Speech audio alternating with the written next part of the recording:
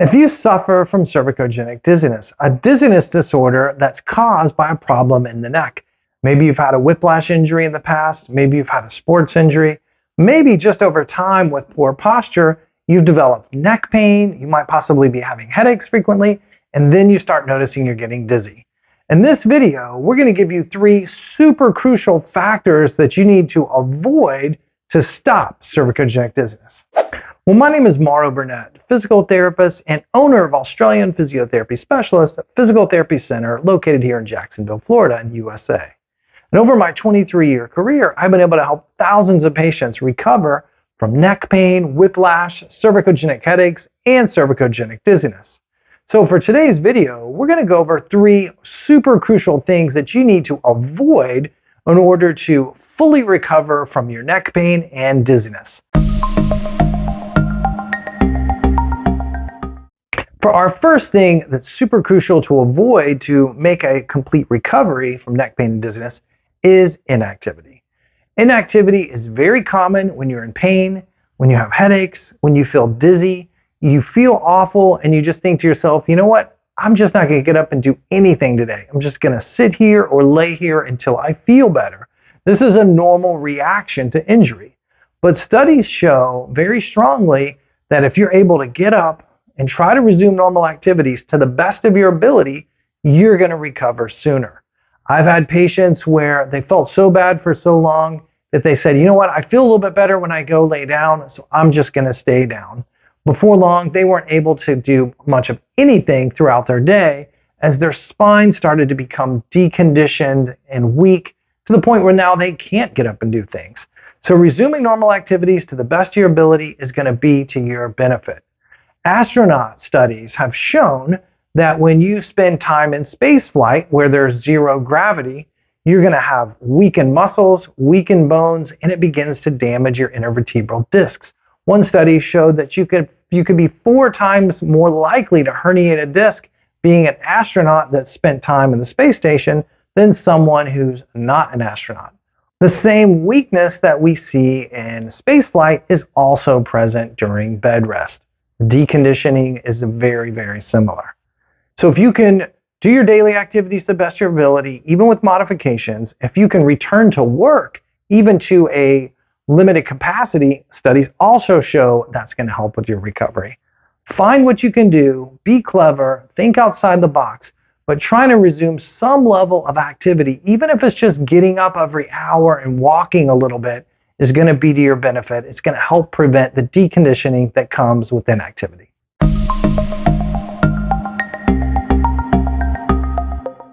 Our second thing that we want to avoid to help recovery from cervicogenic dizziness and neck pain is awkward posturing. Awkward posturing can easily occur during all aspects of our life.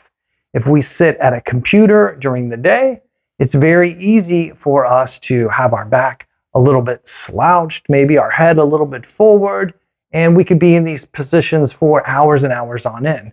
An easy thing that you can do is try not to sit in the same posture for too long. This isn't good for anyone. At least every hour, we should get up, stand, walk, and move around. If you're sitting all day for your job, maybe every hour, stand, gently stretch back a few times just to get yourself out of that forward bent sitting posture all day. If you are sleeping and you're having pain at night, it's super important that you get the right pillowing for you. Now, there's not one perfect pillow that research studies that say that that's the greatest pillow, but what works for you may not work for someone else. However, there's some principles. If you're sleeping on your side, you want to look in the mirror and your pillow should fill in that space between your ear and the bed. If your pillow is too thin, you're going to be side bent into it. If it's too thick, you're going to be side bent away. If you're lying on your back and your pillow is too thick, it's going to flex you during the night.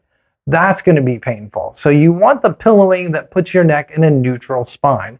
The third thing that we want to look at is when using phones or tablets or even reading a book. If you can get these things up onto a stand of some sort, that's going to take stress and strain off your neck, and that's going to be to your benefit. If you're using a laptop at home, which can easily lead to awkward forward head posturing, you could try putting the laptop up onto a stand, use maybe a remote control keyboard. Then you can relax your shoulders and your elbows at a nice 90-degree angle and take stress off of your neck. These are just a few ideas that we can look at when you're doing your daily activities. One thing that's super helpful is doing a sitting up posture correction exercise off and on during your day. The way this would work, if you're sitting kind of slouched and your chin is up, if you gently grow tall through your lower back, bring your chin gently to level, shoulders relaxed. If your shoulders are really forward, you could gently bring your shoulder blades back onto the chest wall. This is a very gentle procedure. It kind of looks like this. My shoulders are up, maybe they're forward. I relax them and very gently bring them back onto my chest wall. Hold that for 10 seconds and then relax. This could be a great postural exercise that you can do off and on during your day. If you're working at a computer, we would recommend at least every 15 minutes. Grow tall through your lower back, bring your chin to neutral, relax your shoulders, gently bring your shoulder blades back, hold it for 10 seconds. A great exercise to take load off of your sore joints and stimulate the good muscles for working.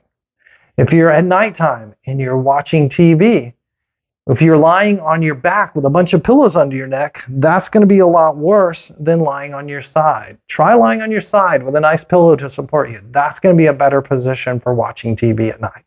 But how you position your car seat, if it's slouched back too far, try to sit it up a little bit. These are things that could really make or break your recovery. I've had so many patients that by making a difference in the way that they hold their head, the way they position their head, it really sped up their recovery. Give it a try and see what you think. Okay, we've made it to our final thing that you want to avoid, and that's going to be the wrong exercises. There are a ton of exercises on the internet. There are a ton of exercises and books in the library. However, the wrong exercises not only could hinder your recovery, but it could even make you feel a lot worse. Commonly, if you have dizziness, you might see exercises where you look at a card or you look at your finger and you rapidly move your head back and forth and up and down, maybe even while you're going from sit to stand while you're doing these exercises. If you've had a recent whiplash or neck instability, and this is what kind of started off your dizziness, doing these type of exercises could push your neck beyond its healthy stability limits. Every injured joint has a stability limit. If I injure my shoulder or my knee, there's going to be a certain amount of exercise that I can do that's safe within my limits, and then there's going to be exercise beyond my stability limits. Rapid, quick movements on a deconditioned, unstable neck oftentimes can make you feel worse. It can produce a headache. It can make you start throwing up. I've had patients that have said, hey, I just spent thousands of dollars at a vestibular rehab center. They gave me these exercises and I would throw up every time that I went there. Oh, by the way, I'm still dizzy after paying all that money and after going for weeks and weeks. So we have to be careful. If you have a mild neck case and you're doing right to left or maybe up and down, you might tolerate it okay. And all of that movement right to left and up and down could strengthen the neck and eventually help you feel better. But if your case is a little more severe, a lot of instability, be careful with those type of exercises. Another popular exercise that you may find for neck pain or dizziness might be these stretching exercises. I see them all the time on the internet. Again, if you have a lot of pain in your neck, a lot of inflammation, and you're stretching, you could just as well easily irritate the discs and the joints as you could make it feel better. When you go to the gym, there's tons of popular exercises that include dynamic activity like burpees, jumping jacks, jump squats, etc. These quick, ballistic, fast activities with a lot of explosion, if you don't have that good neuromuscular control for your neck, this could take you beyond your stability limits and make you feel worse. Finally, things like overhead press or even shoulder lifts, side lifts, etc. with weights. When your neck's not quite ready, pushing, pulling, and lifting with your arms adds stress to your neck. You may have to take a moment, get your neck strong and healthy, and then return to the exercises that you love. Now, we've done several videos on having the right exercises that you need to do to help recover. And I'm going to put a QR code up here, right? If you pause the video, get your phone out, scan this QR code, go to this video. It's going to give you the right exercises to do to help recover. So those are going to be our 3 factors to avoid to help with your cervicogenic dizziness. Thanks for watching today's video.